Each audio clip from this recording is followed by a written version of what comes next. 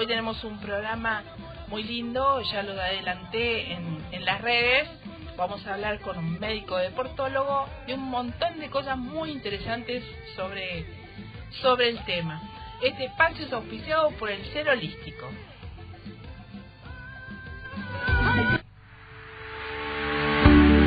¿Quieres ampliar tu negocio o sos revendedor? Consulta por insumos para terapeutas. Precios por mayor en el Ser Holístico. Comunicate por WhatsApp 098-657-298. 098-657-298. El Ser Holístico. Bueno, y hoy vamos a hablar con un médico deportólogo, con el señor Vladimir Melo Pradier, que le damos la bienvenida. Buenas tardes, gracias por estar. Buenas tardes para todos, gracias por la invitación. Un placer, la verdad, reencontrarme en este lugar nuevamente. Bueno, me alegro, bienvenido. Hoy vamos a hablar, porque bueno, hoy hablando con la gente de un deportólogo, yo no consulto a un deportólogo, no soy deportista, en fin, y es un error porque un deportólogo lo consulta a un montón de gente aunque no haga deportes. Ni que hablar, sí, dentro de nuestras subespecialidades, dentro de la deportología, está el tratamiento para obesidad, por ejemplo, está la prescripción de ejercicio para pacientes, desde pacientes obesos, pacientes hipertensos, pacientes diabéticos, oncológicos, en fin, infinidad de patologías, todo lo que es tendinosis, las lesiones deportivas, que son otra gran rama, los masajes terapéuticos y deportivos, la prevención de lesiones, cardiología del deporte, que es la subespecialidad que me dedico más, en fin. Y la gente que hace teletrabajo ahora también, con tendinosis, la computadora, tendinitis, ni que hablar, hay un montón de patologías, y más ahora ese teletrabajo en escritorios que no están a la altura, en sillas incómodas, empiezan las lumbalgias, empiezan las cervicalgias, manguito rotador como te pasa a ti, sí. Y bueno, hay un montón de patologías. El tema es eso, ¿no? La gente cada vez más está llegando al deporte, a la actividad física, y eso está trayendo lesiones, y recién ahí están conociendo una especialidad que durante décadas ha estado bastante desapercibida, claro, ¿no? Y si no eras deportista pasaba eso, no pensaban que tenían que consultar, y hoy en día tenemos derivaciones en los sanatorios, en las clínicas donde trabajo, derivaciones de infinidad de especialistas, y la verdad que con un muy buen resultado, ¿no? Claro, el tema es, en este momento con el tema de, estamos mirando mucho fútbol, y la verdad que quedamos súper impactados el otro día en un partido donde vimos una muerte súbita, que por suerte lo pudieron reanimar, y a la semana tuvimos el fallecimiento del Bola Lima jugando, y ahí fue el mismo caso, en realidad. Fue el mismo caso, ¿no? Ambos estaban con las vacunas, creo. ¿Qué es lo que pasa en esos casos? ¿Qué es lo que está pasando? Que lo estamos viendo. Ya el año pasado vos me comentabas que hubieron varios casos de muerte súbita. ¿Se tiene una precaución para hacer una actividad física? Porque todo el mundo piensa que el deportista es una persona muy sana, ¿no? Pero bueno, ahora tenemos la incorporación de las vacunas, que según Israel dijeron que hay que tener una precaución con el tema de la Pfizer por la miocarditis. ¿Qué es lo que está pasando con eso? En realidad, son varias cosas, ¿no? Las muertes súbitas hace muchísimos años, décadas que las venimos estudiando, gente muy dedicada al tema. Hay forma de prevenirla. Desde la década del 70, en la liga italiana, se comenzaron a hacer electrocardiogramas porque veían que los pacientes deportistas tenían 5 veces más muerte súbita o patologías cardíacas que los llevaban a la muerte que la población en general. Entonces dijeron, ¿qué pasa? Si son más sanos, están atléticos, no tienen sobrepeso, están controlados, ¿por qué se mueren? Bueno, empezaron a hacer chequeos solo con un sencillo electro. Esa incidencia tan alta disminuyó a casi una tercera o una cuarta parte de la población en general al día de hoy. O sea que solo con el electrocardiograma fueron capaces de detectar patologías de base que te pueden llevar a la muerte súbita. El año pasado me pasó, gracias a la referencia de Barbosa, del médico de la selección, que me derivó un paciente, y y bueno, se le hizo un electrocardiograma y encontramos una alteración. Gracias a esa alteración llamamos a los demás familiares, uno de ellos es periodista deportivo, y se encontró una alteración que es un síndrome que se llama de Brugada, y bueno, hoy en día están como Eriksen, ¿no? Tienen un desfibrilador implantado, y eso... ¿Pueden tener una actividad normal después de eso? Son actividades controladas. Nada de actividad muy intensa, levantamiento de pesas, esas cosas muy exigentes, es recomendable de que no. Pero a lo que voy es la importancia de una evaluación preparticipativa o precompetitiva. El electro es uno de los eslabones. Nosotros lo que hacemos en deportistas de elite, además del electro, hacemos el ecocardiograma, la ergometría, y con eso sacamos muchos resultados, además de lo que hablamos hoy, ¿no? Los exámenes de sangre y toda la evaluación. Es fundamental. Se viene pasando hace mucho tiempo. Lo que pasa es que la definición cambia, entonces muchas veces decimos, falleció el vecino de acá a la vuelta, un infarto masivo. Sí, y ese infarto masivo es la muerte súbita. Claro. Entonces pasa mucho más de lo que pensamos. Si bien no es muy frecuente, estamos viendo de que sí se está dando. Y mayor de 35 años tiene una incidencia mucho mayor. Si sos deportista amateur, tenés una incidencia de 1 en 18.000, 1 en 15.000 al año, la posibilidad de tener una muerte súbita. O sea que por año en una liga universitaria, por ejemplo, con 12.000 atletas, y tenés chance de casi que 1 al año. ¿Cada cuánto, por ejemplo, un deportista se tiene que hacer ese estudio? Lo ideal en deportistas de élite es una vez por año. Cada vez que llega a una institución, como se hace en Europa, se lo evalúa todo. Eso es lo ideal. A mí me sorprende que ahora que abrieron los gimnasios, y te comentaba fuera del aire que venía y veía un gimnasio de zumba abierto, un salón chiquito, todas las mujeres sin tapabocas haciendo zumba, no se exija un examen, porque la ficha médica no te hace ese estudio. No, ni para la evaluación de deportistas, por ejemplo, de fútbol profesional. La ficha médica todavía tenemos que ir acortando distancia a los niños que juegan baby fútbol, eso es en la ficha médica. Ninguno le hace. Por ejemplo, en algunas provincias, a partir de los 5 años, se le hace un electrocardiograma anual al chiquito. A partir de los 5, en otras a partir de los 8, y acá en Uruguay estamos tratando de que se empiece a los 12 años a comenzar a hacer electrocardiograma para detectar esas patologías. Y en el carnet de salud tampoco se hace. Y en los colegios tampoco. Pero fíjate que la cantidad de deliveries que tenemos que andan en bicicleta, ¿no? Eso es una actividad que un desgaste bastante importante. Hay que hablar. Y te exigen el carnet de salud nomás. Claro. Por eso, estamos muy lejos. Y lo otro que hablábamos también fuera del aire, ¿no? El chequeo con el médico, así como pasa con el deportólogo, la gente no consulta asiduamente. Lo que hablábamos, ¿no?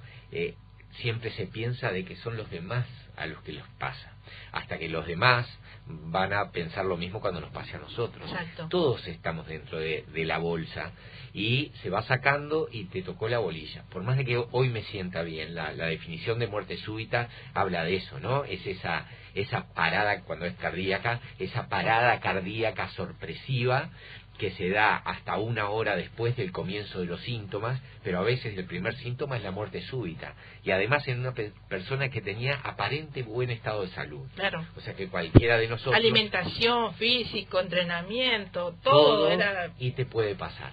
Y en el deporte es aquella muerte súbita hasta 24 horas después de la práctica deportiva o durante la misma, en un paciente joven, sano, y que no tenga ningún antecedente importante que hacía pensar en que se podía dar ese suceso. O sea, es ese rayo en el cielo estrellado. Estamos todos jugando, todos corriendo, y de repente uno cae.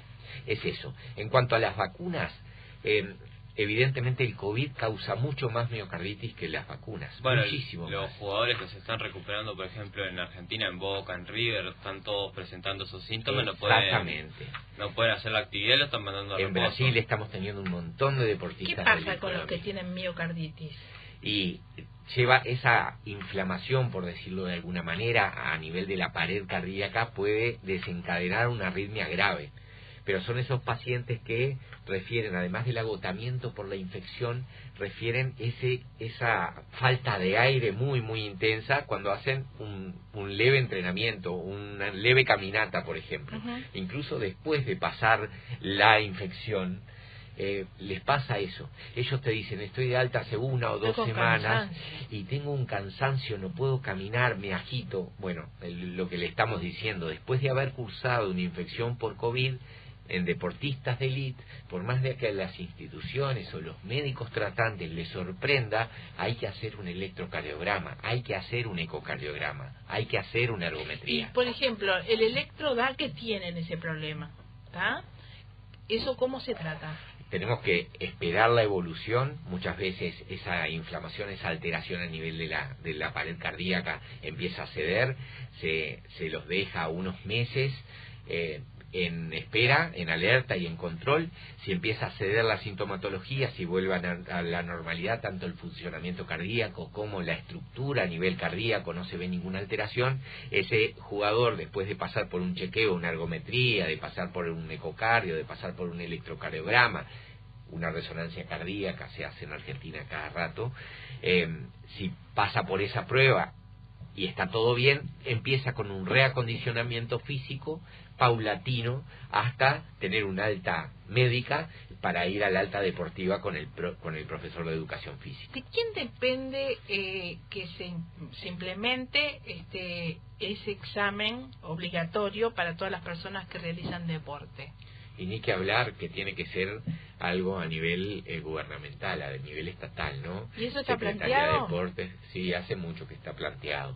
El tema que es bastante complicado trabajar, tanto con las instituciones como con los deportistas.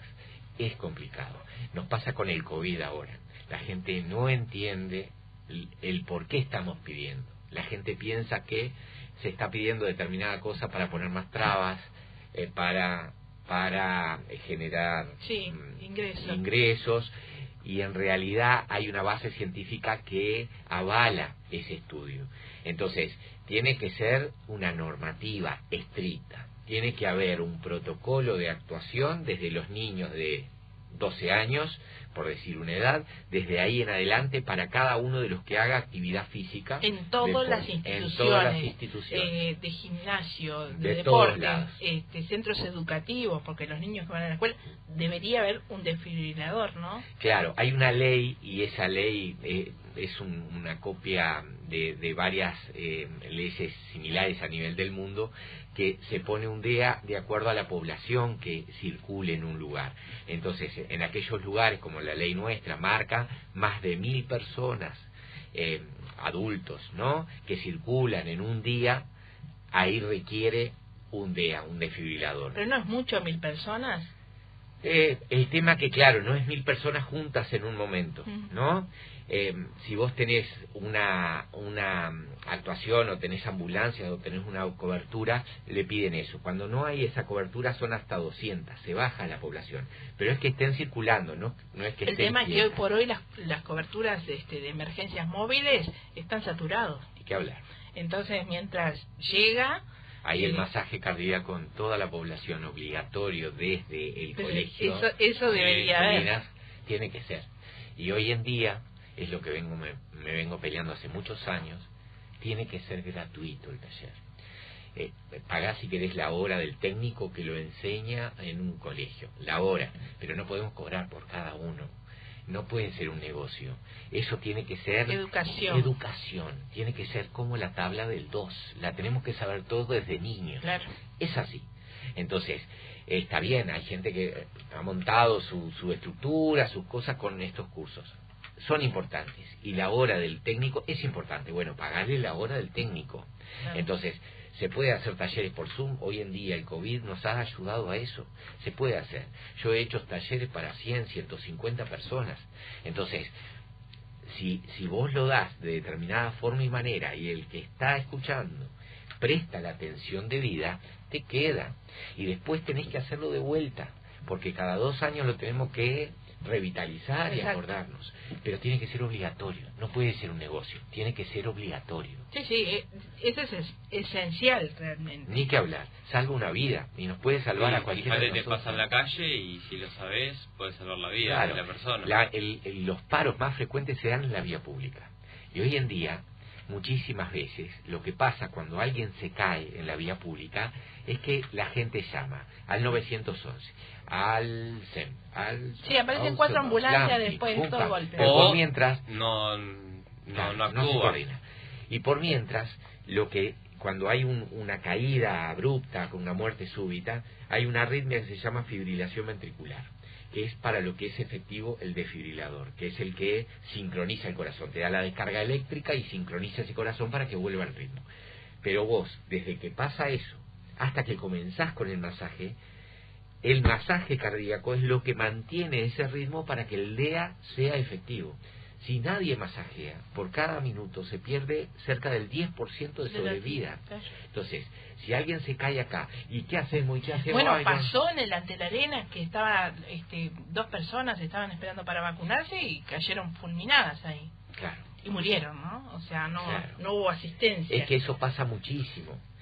Pasa mucho, pero muchas veces yo estoy teniendo reuniones desde el año pasado para tratar de generar un registro de muerte súbita. Estoy trabajando en la emergencia, haciendo todo el registro de esos eventos para tratar de ver las estadísticas reales en Uruguay, para afrontarlos de otra manera, para ir con algo escrito, algo claro, de decir, bueno, esto tiene que ser obligatorio. Los DEA tenemos que controlarlos, tienen que estar en buenas condiciones. La empresa que los coloca, bueno, los tiene que relevar. La gente que está dentro del local, si ve una lucecita que está tintiñando, avisándote, no estoy en condiciones, tiene que llamar a la empresa para cambiarlo, porque puede pasar en cualquier momento. Claro, ha pasado eso, que no han estado en condiciones. Ni que hablar. Creo que en el mismo Ministerio de Salud Pública hace 1 año o 2 pasó que cuando fueron a reanimar a alguien los equipos no estaban bien. Exactamente. Eso es insólito. Es insólito, sí. Bueno, y también pasó en formativas del fútbol, que hasta se paró el fútbol por eso, que no funcionaba bien como correspondía el desfibrilador. Sí. Claro. Una de las cosas que tampoco están todas las canchas. No.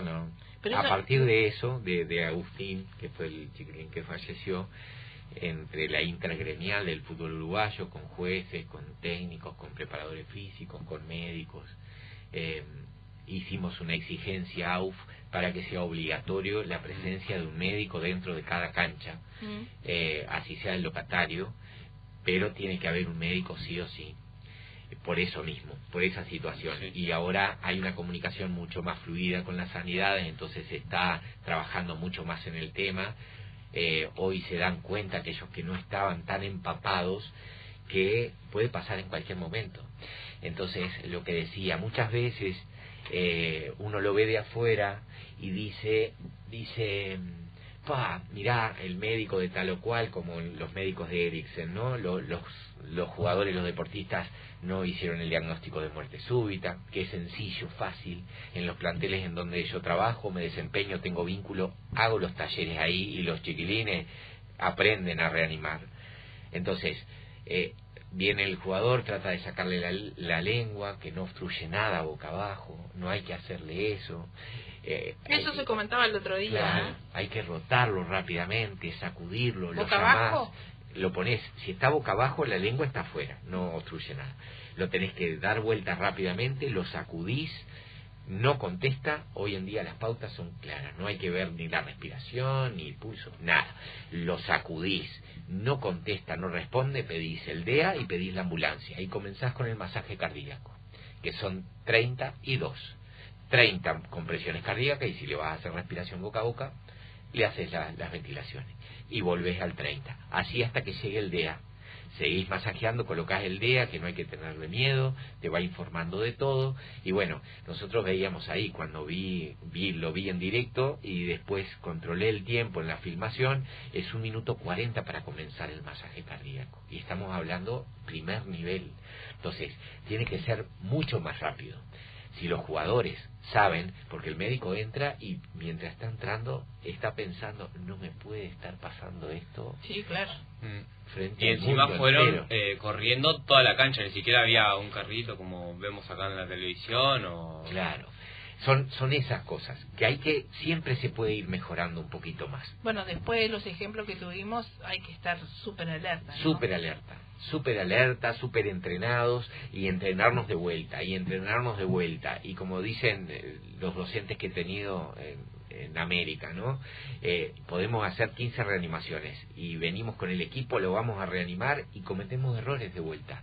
Por eso después de una reanimación el equipo se sienta, bueno, ¿qué hicimos bien, qué hicimos mal? Claro. Hicimos esto, hicimos lo otro, porque es una atención muy importante. ¿Puede repetirse eso? Una vez que lo reaniman, ¿puede repetirse? Sí, puede repetirse, sí. Puede repetirse. Es un tema bastante delicado y hay que ver la causa de base.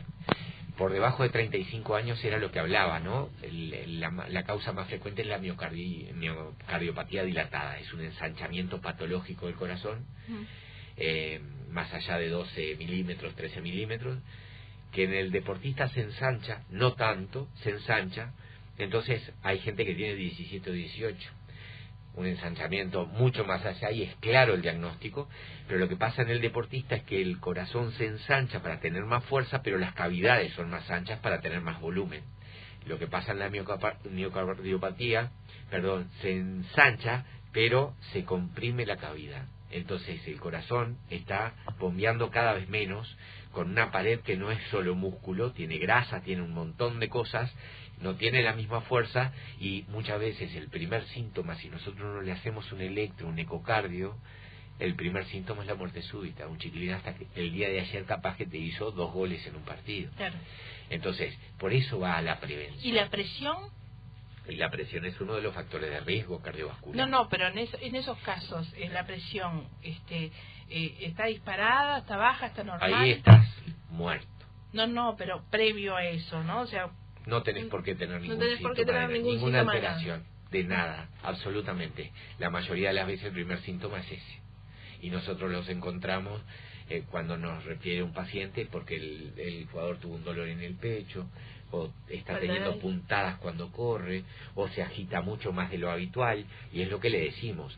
No se catalogue eso, ayer hicimos pesas, te debe doler el pecho por esto. No, vamos a hacerle un electro, vamos a quedarnos tranquilos, vamos a descartar lo otro, si no es bárbaro, pero hay que trabajar en ese sentido.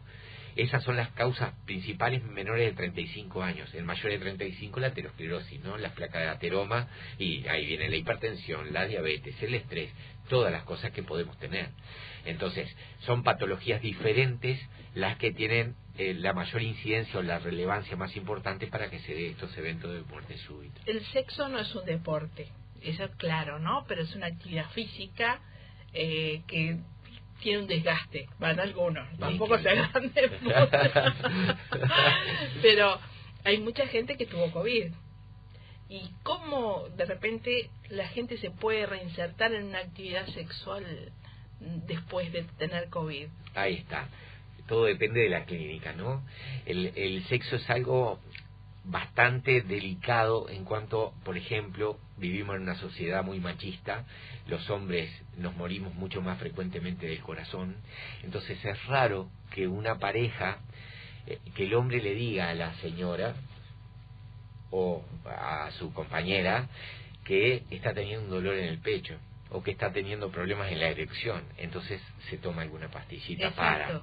Eso aumenta evidentemente el riesgo y es una exigencia física importante, además del estrés por capaz que no lograr complacer a la pareja, en fin, no solo los veteranos toman la pastillita, hay muchos jóvenes que la toman por deporte, por hablar, y lo toman como si fuese el Dolex, como exacto. Si fuese una y ahí tenemos un tema, ¿no? Es todo un tema porque crea alteraciones a nivel cardiovascular, a nivel venoso, a nivel circulatorio para permitir la erección, y evidentemente eso trae alteraciones a nivel de la función cardíaca en ese momento. Si lo empezamos a tomar y a tomar y a tomar, como mucha gente lo está haciendo, te puede traer alteraciones. Entonces siempre es bueno la prescripción médica para eso. El tema es que todos los que tuvieron COVID se deberían hacer el estudio. Ni que hablar, para quedarse para tranquilo. Por lo menos tranquilo y volver a una actividad normal si es que se puede. Por lo menos los sintomáticos, ¿viste? Aquellos que cursaron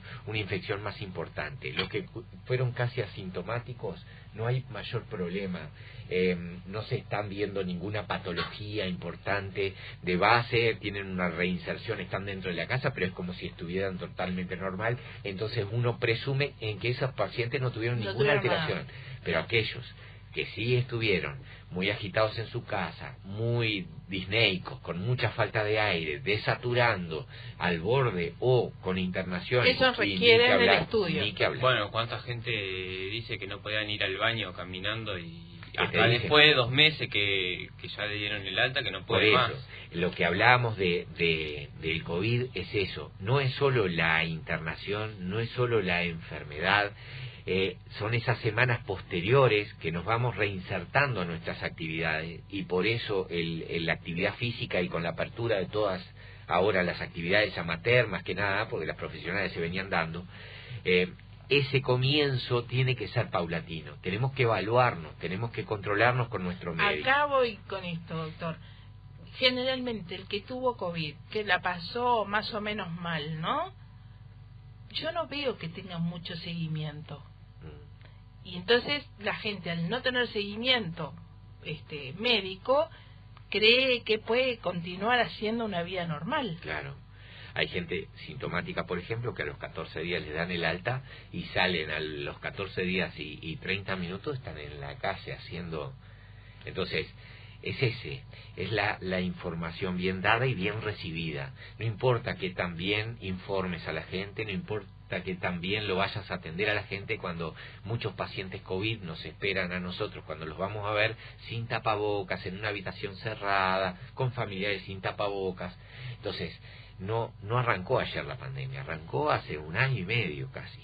Entonces, si nosotros no tenemos ese cuidado a afrontar un virus que es más que conocido, que sabemos todos la gravedad que tiene, mucho menos con todo lo otro. Ahora que dijeron que a partir del 5 se reabren actividades, ¿no?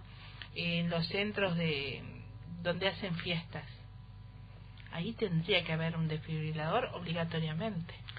Sí, a mí me pasó con el padre de la novia en un casamiento que paró, y es un momento de mucho estrés, y va gente de todo tipo. Hoy muchísima gente ha cursado el COVID, entonces va a haber un montón de gente puesta ahí, muchos sintomáticos que no se quieren perder la fiesta, la primera fiesta, que van a querer bailar, que van a querer tomar, que la pastilla azul va a surgir, un montón de cosas. Entonces hay que tener mucho cuidado con eso, ¿no? Además de todos los protocolos, con el aforo y con todo eso, esa gente que está muy sintomática o cursó muy sintomática, bueno, cuidado para esta apertura, que no es una apertura y salimos todos, porque rápidamente vamos a volver todos, es así. Hay que ir con mucha cautela, mucho cuidado, para tratar de generar esa caída en el número, esperar que las vacunas sigan teniendo este buen resultado que están teniendo, pero todavía falta, ¿no? Y más que están apareciendo cepas nuevas, que van a ser otro desafío muy importante para todos, la cantidad de gente que se fue a recorrer el mundo ahora en estas vacaciones. Eso me alarma, ¿no? Sí, y que se van a traer la Delta. Por suerte les van a pedir cuarentenas ahora, pero es así. Y bueno, uno entiende, está cansado, y como yo le digo a la gente dice, doctor, es que cansa el tapaboca acá todo este rato, no sé qué. Imagínense nosotros, señor, estamos todo el día con esto. Entonces, entiendo el cansancio, pero tiene que ser con mucho más responsabilidad, porque no hay nadie manejando el títere del COVID. No es, bueno, muchachos, apagamos el botón, se fue el COVID. Esto puede, de vuelta... Y las complicaciones que puede traer... De todo tipo. De todo, y que no sabemos, ¿no? Que dentro de unos años lo vamos a recién a conocer, porque en realidad es un virus de una familia que ya conocíamos, pero no a este nivel. Entonces, ¿qué secuelas les va a traer a la gente que tuvo miocarditis? se irá a los 3 o 6 meses. La cantidad de deportistas que tuvieron COVID es impresionante. Claro. Entonces, ¿cómo se va a manejar eso? ¿Qué va a causar el COVID en 2 años? Aquellos que tuvieron encefalitis por COVID, mi hermano, por ejemplo, tuvo una encefalitis por COVID al borde del CTI, con morfina cada 2 horas, cada 3 horas, con una cefalea impresionante. Lleva 6 meses, que ya pasó el COVID, está trabajando, pero él afirma un poco la vista leyendo y empieza con un dolor de cabeza intolerable. 6 meses después del COVID. Entonces, hay un montón de cosas que las vamos a ir conociendo a medida que vaya pasando el tiempo. Entonces, evidentemente, el flujo de información que estamos teniendo los médicos, toda la población, pero los médicos, por protocolos, por estudios realizados alrededor del mundo, es muy, muy importante, inabarcable para leer eso, te tenés que dedicar a leer eso y no te va a dar tampoco, pero bueno, por suerte hay un montón de columnas que sí seguimos, protocolos que sí se siguen, y bueno, y eso nos va ayudando a por lo menos ir abonando el camino como para una resolución. Doctor, vos lo que decís es que todo el que vaya a hacer una actividad física, primero que nada, tenga que tener el estudio médico. Ni que hablar. Para ver si con realmente tu médico, está bien. Exactamente. Y si tuvieron no la ficha médica solamente. No. Que vayan a su médico, y más mayores, ¿no? De 30 años. Para toda la población es fundamental. Pero si tuviste COVID sintomático, no vayas a practicar deporte sin hacerte un electrocardiograma, un ecocardiograma y la visita al médico. Y obviamente que en todos los centros donde haya un montón de gente, como en los centros educativos o los gimnasios, un desfibrilador sin duda, y que lo sepan usar. Ni que hablar, eso, capacitar a todos, cambiar esa ley de que las empresas que venden un desfibrilador capaciten solo al 50%, tiene que ser al 100%, porque es así, acá hay 4, y les toca a ustedes 2 y los otros 2, y capaz que ustedes se van de vacaciones y quedan los otros 2 con el de acá. Claro. Entonces, tiene que ser obligatorio, tiene que ser desde la escuela, sí o sí. ¿Y vos los cursos los das de reanimación? Sí, doy cursos de reanimación, gratis, y el horario no me complica con mis trabajos, tranquilamente. Me he desplazado a varios equipos de primera división, los jueces de la liga universitaria, compañeros de la liga universitaria, partidos de la liga, bueno, en el colegio, sí. Y considero, y no es que lo tenga que hacer yo, lo que les digo es, todos esos grupos que tienen un médico o un enfermero o un nurse que está capacitado en reanimar, que antes del encuentro, que llame a la clase de su hijo y diga, mira, voy a ir a hacer un taller, llame en el grupo del club, bueno, vamos a hacer un taller en vez de la jornada, hoy se hace un taller de primeros auxilios, que lo hagan, claro. Que se replique, tiene que ser una red, no pueden esperar por Juan Pérez. Dame un teléfono, doctor, para los cursos. 099 ¿Sí? 383 ¿Sí? 244. Repetilo, por favor. 099 383 244. Bueno, queda en producción y ojalá que la gente tome los cursos como corresponde y tome conciencia, se cuiden y que esto se vaya solucionando de alguna forma, ¿no? Sí, esperemos que sea así. Doctor, muchas gracias por venir. Un placer, la verdad, muy linda, muy amena. Te esperamos en cualquier otro momento y esperemos con otros temas más divertidos. A las órdenes, vamos arriba. Este espacio fue auspiciado por el Ser Holístico. El Ser Holístico te ofrece gran variedad de productos: semillas de bacaria, imanes, aceites esenciales, carbones, resinas, yuyos, pindas, jabones, productos de limpieza y de descarga. Todo tipo de insumo para terapeutas. Precio por mayor para revendedores. Envíos a todo el país. Comunícate por el WhatsApp 098-657-298. 098-657-298. El Ser Holístico.